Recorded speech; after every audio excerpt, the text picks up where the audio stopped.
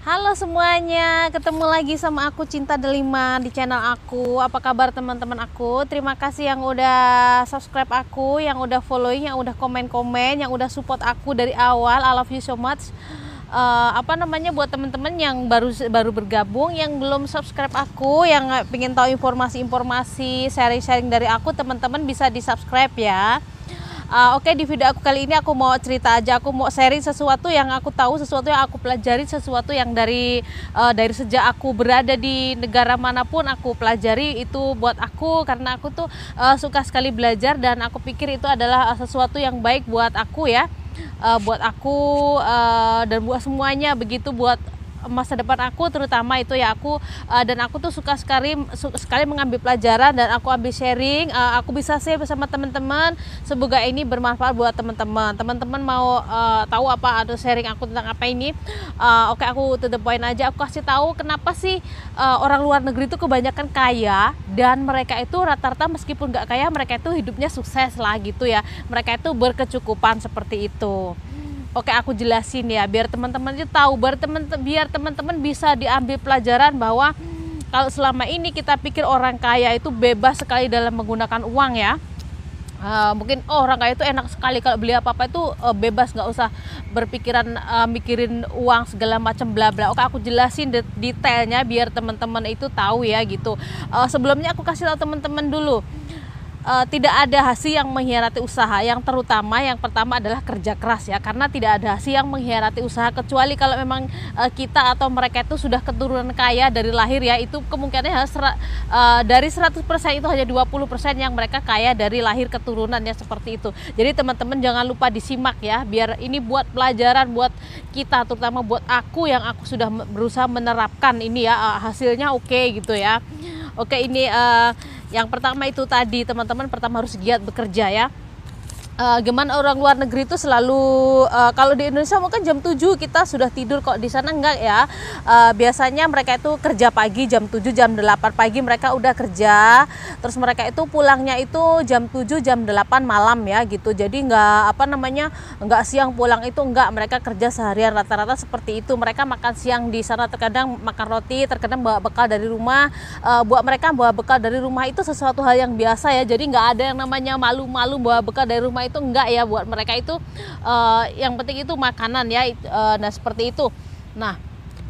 Dan selain itu juga mereka rata-rata yang tidak bekerja, mereka yang si pagi, kadang pagi sampai malam, terkadang kalau yang shift siang itu siang kayak jam 1 itu sampai jam 1 malam, jam 2 malam, dan terkadang ada yang mungkin di sini kan ada semuanya kuliahan ya, itu kadang mereka belum dapatkan pekerjaan, mereka akan bekerja apapun serabutan, yang penting mereka menghasilkan uang. Nah seperti itu mereka ya. Nah seperti itu, terkadang mereka yang hanya mungkin kalau mereka belum dapat pekerjaan yang bagus yang sesuai dengan jobnya dia atau yang gajinya besar, mereka itu akan kerja part time ya, mungkin dia pulang terus besoknya lagi, terus nantinya berapa jam sekali dia akan pergi kemana lagi. Jadi satu hari itu dia akan rolling ya, dia akan kasih kerja di 3 atau 2 tempat seperti itu ya. Karena di luar negeri memang udah aku jelasin di video aku yang lalu, kalau kita tuh kalau hidup di luar negeri itu banyak banget uang ya, karena luar negeri itu semuanya mahal, apalagi Hong Kong itu adalah salah satu negara dengan biaya hidup termahal di dunia. Bayangkan ya, mahal sekali hidup di Hong Kong ini ya. Makanya tuh aku tuh belajar dari mereka ini, aku kasih tahu tipnya buat teman-teman nih ya. Aku juga pernah kerja di Singapura juga, sampai di Hong Kong itu mereka itu sama caranya ya. Ternyata orang-orang kaya itu seperti itu ya. Itu kalau orang aku bahas ini yang orang luar negeri ya, 80% mereka seperti itu ya. Oke, aku jelasin nih dari satu persatu detail ya. Masalah penggunaan uang belanja. Jadi mereka itu belanja, ini masalah uang dulu aku jelasin ya. Mereka bilang uang, kalau masalah uang, menyangkut masalah uang itu bukan masalah kita punya banyak uang atau tidak. Masalahnya kalau buat mereka bisa tidak kita menggunakan uang sesuai pada tempatnya. Nah ini yang harus kita garis bawahi ya, bisa atau tidak kita menggunakan uang sesuai dengan pada tempatnya, seperti itu ya kegunaannya. Contohnya misalkan gini, aku beli roti di toko A sama di toko B, barang itu harganya sama, kualitasnya sama, harganya lebih mahal di toko A, otomatis aku akan pergi ke toko B kan yang lebih murah, seperti itu Kak. Mereka juga seperti itu ya, selama barang itu sama dan kualitasnya sama. Nah, mereka akan milih yang lebih murah kecuali kalau barang itu beda kualitas. Nah, itu sudah beda lagi, beda harga is okay ya. Itu ada sendiri ketentuannya. Jadi seperti itu ya. Jadi beli itu bukan masalah kita banyak duit gitu. Duit itu kenapa kita harus kasih mereka uang kan? Kalau ada yang lebih murah, uang itu lebih disimpan buat kita. Nah, seperti itu mereka ya. Jadi kalau jangan heran kalau misalkan teman-teman ada yang kerja di luar negeri terus waktu diajak sama bosnya belanja itu mereka terus muter ke pasar tuh semua dicek harga-harganya. Jangan kaget, emang seperti itu. Termasuk saya juga sekarang udah ketularan. Kalau saya belanja itu harus cek harga dulu di mana-mana gitu. Pernah saya tuh kalau di Indonesia saya tuh kalau mau bikin apa-apa sama keluarga saya minta nota ya. Biasa kalau orang luar negeri kan kalau kita beli apapun selalu pakai nota ya gitu, pakai nota kayak gitu. Apa sih resip bilangnya kita kalau di Indonesia notanya berapa kayak gitu ya.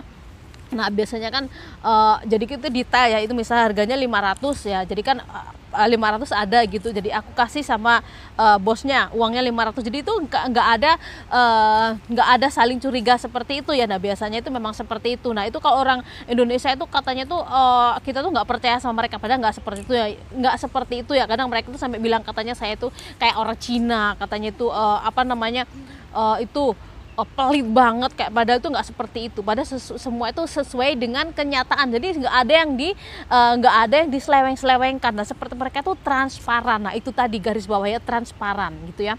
Jadi misalkan aku temanku bilang tolong dong aku beliin itu kosmetik dengan harganya segini, aku akan minta resep, aku kasih sama teman aku ini, tak kasih. Terus kalaupun dia bilang aku percaya harga segini, bukan masalah percaya atau tidak, masalahnya konsekuensi dalam pembelian adalah ada barang, ada resip. Jadi nggak ada nggak ada kecurigaan di belakang seperti itu. Nah jadi seperti itu ya. Nah jadi teman-teman, masalah uang mereka seperti itu, masalah penggunaan uang dan penggunaan barang ya. Mereka itu kalau belanja memang mereka dipilih-pilih ya, mereka milih di mana yang lebih murah seperti itu kayak yang kualitasnya sama. Kecuali kalau kualitasnya lebih buruk, harganya mahal, yang malah nggak mau lagi. Kalau harganya sama, kualitasnya sama, kenapa kita nggak beli yang murah seperti itu? Kita nggak akan ngasih duit sama mereka, bilang nyari duit itu susah seperti itu ya. Nah itu masalah mereka kalau menggunakan uang ya. Terus kalau masalah belanja pakaian seperti apa? Nah ini belanja pakaian yang teman-teman harus tahu, bukan orang kayak menurut mereka tuh orang kaya terus selalu beli baju, itu enggak ya, enggak sekali ya. Jadi teman-teman harus aku kasih tahu ya. Ini kalau di Hong Kong itu ada ya toko-toko yang standar seperti Bossini, seperti kalau Max Spencer agak mahal dikit, seperti Bossini, seperti Giordano, itu adalah merek-merek standar. Ibarat kata kalau harga di toko biasa, di toko di pasar itu mungkin 100, tapi kalau di Bossini mungkin 120, 150, 25 itu selisihnya itu sekitaran 20, 25 ya. Tapi kalau kualitas itu berbeda sekali ya. Kalau bermerek ya di toko seperti Bossini, seperti Giordano itu di situ ada kualitasnya, mereka tuh menjual kualitas seperti itu ya. Jadi masalah kualitas itu memang bagus. Nah rata-rata mereka akan membeli baju di situ. Kenapa? Karena mereka pikir itu kalau mereka itu beli baju beli baju mereka nggak setiap kali ya, mereka hanya berapa bulan sekali seperti itu ya. Nah dan mereka itu beli baju itu membuat milih yang kualitasnya bagus, sehingga mereka tidak selalu membeli baju seperti itu ya. Beda kalau beda kalau kita misalnya beli baju di pasar, harganya itu murah, terus selain harganya murah itu kualitasnya itu buruk. Nah di situ mereka itu seolah menghabiskan uang seperti itu ya. Mereka tuh justru bukan mengirit tapi boros-boros uang. Nah jadi buat mereka yang ibaratnya kelas menengah ke bawah itu, mereka biasa rata-rata beli baju itu hanya standar Bossini seperti itu ya. Terus nomor 2, aku tadi ngomongin masalah baju ya. Kalau misalkan masalah baju tuh mereka tuh nggak selalu ganti tadi ya, mereka tuh nggak selalu juga dicuci seperti itu. Kayak kita tuh, mereka contohnya misalkan pergi kondangan, mereka pergi kondangan bajunya itu bersih gitu ya, misalkan nggak kotor, nggak kayak kita seperti kerja seperti itu ya. Jadi mereka tuh nggak selalu dicuci ya, terkadang nanti dipakai 2 atau 3 kali baru mereka tuh baru sama mereka nanti dicuci kayak gitu ya. Nggak setiap kali gitu, karena menurut mereka itu kalau kita selalu mencuci baju setiap kali seperti itu, selain itu juga ngabisin listrik, buat kan pakai mesin cuci ya, terus kita tuh buang-buang tenaga, kita kan harus jemur, kita harus angkat baju ya, itu kan buang-buang tenaga. Nah selain itu juga itu kan bahannya itu itu ya bahannya itu kan bahan bajunya itu kan bisa kalau sering kita cuci, kita jemur itu kan cepat rusak. Nah seperti itu juga mereka, dan mereka itu nggak ada seperti aku dulu pernah PKL di Indonesia ya, masa BH terus celana dalam itu digosok kayak disetrika tuh kayaknya aneh banget ya. Kalau orang di luar negeri itu nggak ya, jarang sekali, kecuali mereka yang disetrika itu baju yang mereka mau buat party, baju sekolah, terus mereka kayak baju di office, mereka mau kerja. Nah seperti itu ya, mereka rata-rata memang digosok ya, disetrika, baju-baju buat kondangan gitu ya. Tapi nggak baju buat di rumah ini mereka nggak disetrika loh ya, karena mereka pikir itu membuang-buang listrik ya, apa namanya, buang-buang tenaga kita buat setrika, terus juga buang-buang energi gitu ya. Jadi kalau buat baju-baju yang dipakai di rumah seperti itu kayak kaos, baju tidur itu nggak dipakai, nggak selalu disetrika. Buat mereka yang disetrika cuma kalau buat mungkin mereka mau kerja, baju sekolah, baju kantor seperti itu, mau party, mau ada acara sama temannya itu digosok ya, disetrika gitu. Tapi kalau yang buat dipakai di rumah itu enggak ya, apalagi kalau buat tidur itu enggak sama sekali gitu. Terus kalau misalkan kalau teman-teman itu apa namanya yang baju tidur biasanya mereka malah dua atau 3 hari sekali mereka baru diganti ya. Mereka nggak setiap hari ganti seperti itu ya. Itu mereka seperti itu rata-rata. Itu berapa tahun aku kerja di luar negeri, mereka rata-rata seperti itu, karena menghemat tenaga juga menghemat energi ya, menghemat air, kan air kita harus beli ya, menghemat air juga menghemat itu juga listrik. Nah seperti itu. Selanjutnya masalah membeli perlengkapan rumah ya. Perlengkapan rumah itu buat mereka itu sekali beli itu untuk selamanya ya, kecuali barang itu rusak. Jadi mereka tuh benar-benar menjaga barang-barang yang mereka miliki, properti yang mereka punya ya, seperti sofa, seperti apa itu semua mereka dielap, disuruh bersihin. Jadi hati-hati jangan sampai kita bawa gunting duduk di situ, bawa coret-coret kayak gitu, enggak ya. Itu harus harus dirawat banget ya. Jadi nggak semaunya seperti itu. Makanya mereka tuh kalau beli barang itu satu itu untuk selamanya. Jadi mereka pikir tuh mereka bilang bukan mereka nggak punya uang untuk beli, mereka punya uang untuk beli, tapi mereka nggak ingin buang-buang uang. Mereka bisa pergunakan uang itu buat buat kebutuhan yang lain seperti itu ya. Jadi mereka tuh benar-benar dijaga seperti itu ya, nggak kayak misalkan anaknya naik-naik di kursi itu mereka juga dimarah ya, nggak boleh ya seperti itu, karena memang nggak cepat rusak gitu ya. Jadi mereka itu hati-hati banget ya dalam masalah membeli perlengkapan rumah itu, mereka hati-hati sekali ya. Nah seperti itu ya, mereka itu cukup hati-hati gitu kalau menjaganya proper. Jadi barang itu nggak rusak seperti itu ya. Oke, kita lanjutin lagi. Terus kalau masalah listrik dan gas itu ya, mereka tuh hati-hati sekali. Contohnya tadi itu mereka itu nggak sembarangan cuci baju, itu kan kita buang listrik ya, buang listrik buat mesin cuci, terus juga buang air gitu, terus listrik juga. Terus mereka tuh masaknya juga nggak terlalu sulit ya, kecuali mereka ada berapa hari sekali, berapa minggu sekali gitu mereka masak makanan besar gitu ya. Tapi kalau untuk hari-hari mereka masaknya simpel-simpel aja ya, jadi mungkin 5 menit 10 menit itu udah matang ya, karena itu juga menghemat listrik ya. Dan mereka juga itu nggak sembarangan menggunakan listrik, energi seperti itu. Contohnya mereka itu kalau misalnya nggak dipakai itu dimatikan ya listrik itu, jadi nggak di on terus seperti itu ya. Mereka itu ngirit, sebenarnya bukan irit sih, tapi mereka itu lebih jeli, lebih hemat seperti itu ya.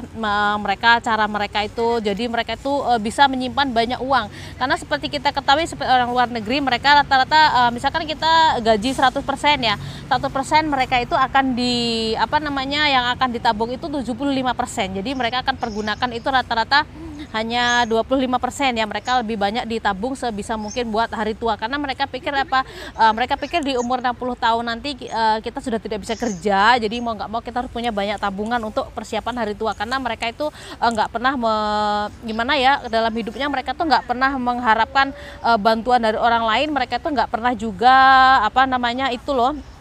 menggantungkan hidupnya sama orang lain. Jadi mereka itu dipersiapkan sendiri dari muda seperti itu ya. Itu masalah listrik dan gas, mereka hati-hati kan. Kalau kita juga, apalagi kalau air itu kan kita beli di sini, kita hati-hati sekali gitu. Biasanya mereka rambutnya jarang yang panjang ya, mereka suka dipotong. Kenapa? Karena kalau panjang itu cucinya pakai banyak air. Terus kalau kita ngeringin juga itu pakai banyak banyak juga listrik kayak gitu ya. Jadi kalau masak juga yang simpel-simpel. Terus kalau masalah makanan, nah ini masalah makanan ya, masalah makan beda banget dengan Indonesia. Apa pikir kalau orang kaya tuh bebas beli makanan ini itu tuh enggak ya. Mereka itu beli makanan yang mungkin harganya mahal seperti seafood itu ya. Mereka belinya secukupnya, mereka dimakan. Jadi mereka itu ngelihat harga ya, mungkin kalau barang itu mungkin harganya mahal ya mereka dibeli, dan mereka tuh belinya itu pakai kira-kira, nggak menurut kita tuh orang kaya terus kita tuh belinya banyak dibuang-buang, itu enggak ya. Contohnya mereka kalau pergi ke rumah makan, ke restoran itu ya, mereka itu enggak pesan seberapa, mereka akan bawa box ya, box dari rumah. Kenapa? Karena mereka akan nanti kalau misalkan makanan itu masih sisa, mereka itu akan bawa pulang karena mereka itu sudah dibeli ya, jadi makan itu, jadi mereka itu nggak akan dibuang seperti itu ya. Nah seperti itu mereka nggak buang-buang makanan, jadi mereka kalau order makanan itu secukupnya aja, berapa nanti kalau kurang beli lagi seperti itu pun kalau mereka udah kenyang mereka dibawa pulang, jadi nggak ada makanan yang dibuang-buang, nggak ada mentang-mentang dia itu orang kaya terus dia beli makanan semaunya, terus kita misalkan makan terus nggak habis dibuang, itu nggak ya. Mereka makan biasanya di rumah secukupnya, mereka itu kalau nggak habis makanan itu akan disimpan di kulkas ya, mereka masaknya sedikit. Kalau mereka kurang makanan nanti mereka bisa makan buah, bisa makan cemilan seperti itu ya. Jadi seperti itu. Jadi mereka nggak buang-buang uang karena mereka bilang bukan masalah pelit gitu, nggak ya. Mereka bilang kalau kita terlalu banyak makanan di rumah terus kita nggak habis, kalau makanan itu misalkan bisa disimpan oke. Tapi kalau nggak bisa disimpan, makanan itu akan busuk ya, dan itu kita buang-buang uang. Lebih baik kita simpan uang, kita kapanpun kita bisa beli. Nah seperti itu. Nah terus masalah anak-anak juga ini yang penting banget ya. Kalau di luar negeri tuh nggak ada anak-anak jajan ya. Ini kayak anak aku ini, anaknya bos aku ini, mereka udah dari aku kecil sampai SMP mereka baru dikasih uang. Itu uangnya tuh ngasih juga di kartu, jadi belinya pakai mesin seperti, jadi bukan uang cash seperti itu. Dan mereka tuh kalau nggak biasa pegang uang ya, mereka tidak diajarkan pegang uang seperti itu. Jadi kalau mereka mau beli ya sama orang tuanya, sama kita yang ngajak ke sana. Tapi mereka itu nggak ngasih anaknya uang seperti itu. Jadi anaknya nggak terbiasa main jajan, nggak terbiasa main uang seperti itu ya. Mereka ngerti, tapi mereka sendiri ngerti mereka nggak punya uang, belum kerja kan anak-anak, dan orang tuanya nggak ngasih, mereka diem ya. Ada sih yang kasih tapi kalkulasinya sedikit sekali. Makanya kalau orang Indonesia bilang ngelihat itu mereka itu apa namanya, dia itu suka apa namanya, ngasih uang jajan anaknya tuh, makanya heran sekali. Kadang kalau di luar negeri itu jarang sekali. Jadi orang tua pergi sama kita, nanti anak beliin jajan buat kita. Jadi makanan buat anak-anak ini adalah orang tua yang menentukan mana makanan yang bagus, mana makanan yang enggak. Jadi anak-anak itu nggak ada istilah keracunan apa segala macam karena beli makanan sendiri, itu enggak. Jadi makanan yang menentukan adalah orang tua mereka ya. Mereka ditentukan masalah makanan ya. Jadi kayak waktu aku tuh pulang, aku ngeliat pisang itu kok banyak banget di kebun, itu seneng banget rasanya, banyak makanan ya. Karena kalau di luar negeri itu memang banyak uang, tapi kita nggak sembarangan membeli, kita semuanya harus pakai aturan karena uang kita semua harus di manage ya. Kita uangnya itu perginya kemana, kita beli apa, itu kita harus selalu ada rinciannya. Jadi itu tadi, meskipun dia orang kaya, mereka itu uang itu ada rinciannya. Jadi itu adalah tip-tip suksesnya mereka. Mereka tuh bisa menabung, mereka bisa berkecukupan karena mereka bisa manage uang mereka sebaik mungkin, dari beli makanan, dari ini, dari itu. Jadi beda banget kalau dibandingkan dengan negaranya kita Indonesia, yang terkadang kita tuh baju aja harus selalu digosok, disetrika. Katanya kalau nggak disetrika katanya katanya malu sama temannya. Padahal kok di luar negeri nggak ada malu-malu seperti itu katanya. Emang saya pikirin orang mau bicara apa. Nah mereka seperti itu ya, mereka nggak peduli orang mau ngomongin apa tentang mereka ya. Mereka yang penting adalah kehidupan mereka seperti apa. Nah seperti itu. Jadi teman-teman bisa diambil pelajaran ya. Masalah internet juga, mereka itu meski punya internet di rumah, wifi, terkadang mereka pakai wifi di luar ya, pakai komputer di perpustakaan yang wifi-nya, karena lebih mengirit kayak gitu ya. Masalah transportasi juga, mereka itu nggak harus bener-bener diteliti aku pergi kemana, ongkosnya berapa, seperti itu ya. Jadi itu tadi sharing-sharing aku ya, pengalaman aku buat teman-teman. Jadi teman-teman tahu gimana tips-tips suksesnya orang luar negeri, kenapa mereka itu hidupnya itu selalu berkecukupan atau bisa dibilang kaya, karena mereka punya trik-trik manage uang itu, keuangan mereka dengan sebaik mungkin. Oke. Itu video dari aku, sharing aku. Terima kasih buat teman-teman ya yang udah selalu following, yang udah nyimak video dari aku. Semoga bermanfaat, kita bisa diambil pelajaran, bisa diambil yang terbaik buat kita, jadi sekarang nggak usah lagi baju-baju itu disetrika ya, nggak usah yang aneh-aneh ya gitu, apalagi kalau sekarang musim seperti ini. Terima kasih ya, kita ketemu lagi di video kita berikutnya.